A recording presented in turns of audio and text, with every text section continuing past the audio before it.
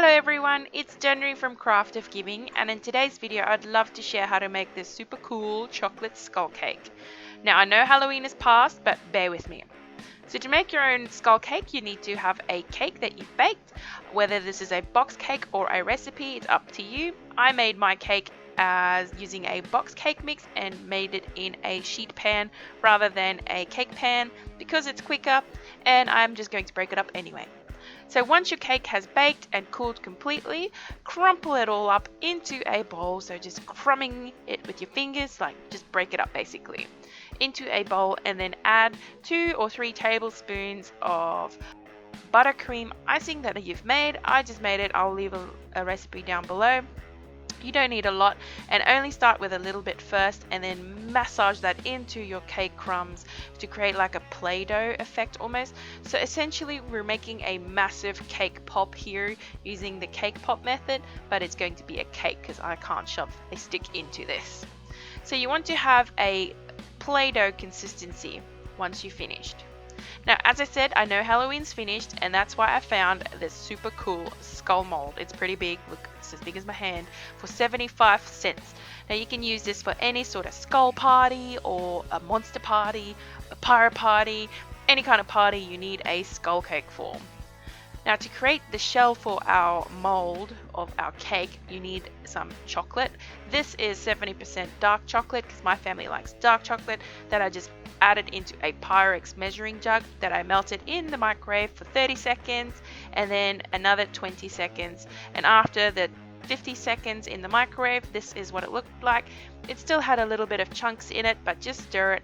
The heat of the chocolate will melt the rest of the little bits of chocolate.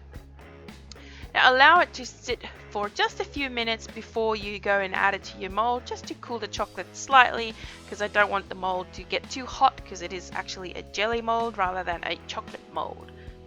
And then once your chocolate has cooled, pour it into your mold and spread it around by just rotating the skull or your mold in all kinds of directions to create a flow of chocolate to cover all the nooks and crannies of your mold. So I'm only going up to that line there of my mold because I want the rest to remain free so I can add some more chocolate later. Now once you've covered your entire mold from top to bottom in your chocolate by rotating it all kinds of places, turn it upside down and let the excess chocolate fall out, as we only want a nice sort of thin layer but a nice thick layer at the same time, if that makes sense. So I'm shaking the excess chocolate out. Save that for later because we need that as well. You can scrape it up and put it back in your bowl. I'm cleaning up the edges using my finger to create a nice straight edge there, so it's nice and neat.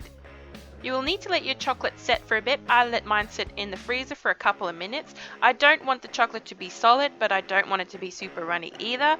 If the chocolate's too hard, it will crack underneath the pressure of adding our cake mix into the skull mold.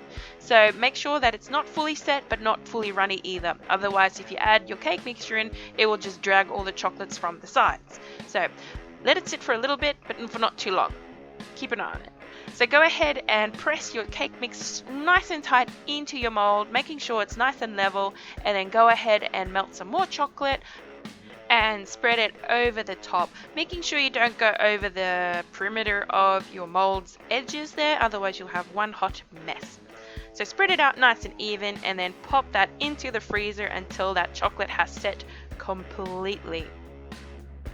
As always, it's up to you how you want to decorate your skull cake. Whether you use white chocolate, dark chocolate, milk chocolate, it's up to you and how you want to decorate your cake skull. Be creative! So, once your mold has set and that chocolate is nice and hard, it's time to remove it from the skull. Now, I did not want to run it under hot water as I didn't want the chocolate to melt too quickly. So I found it easiest to just loosening up the edges on the back there to start letting air into it, as the air will help release the chocolate from the plastic mold.